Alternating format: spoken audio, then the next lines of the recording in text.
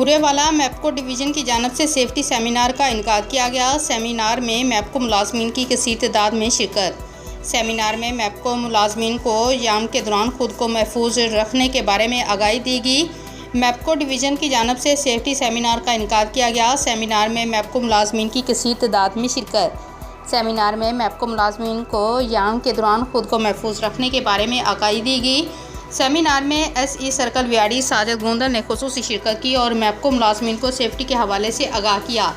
साजिद गोंदल का कहना था कि लाइन पर काम करने के लिए फीडर से परमिट ज़रूर लेना चाहिए। काम के दौरान सेफ्टी सामान ज़रूर पहनें।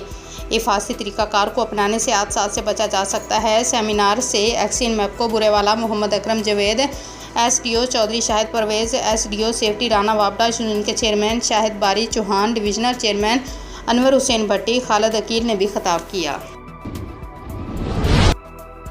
कसूर Mohammad Afzal Kharal bureau chief for Urdu news. पत्तों की शहर और गिरदोनवा के इलाकों में प्राइस कंट्रोल मजिस्ट्रेट की नाकस हिकमत अमली के बायस रमज़ान मुबारक में महंगाई का जिन बेकाबू हो गया। पत्तों की शहर और गिरदोनवा में अशिया खुर्दनोश के साथ साथ सब्ज़ी और फलों की कीमतें आसमान को छूने लगी। रमज़ान मुबारक में बढ़ती हुई महंगाई से शहरी परेशान।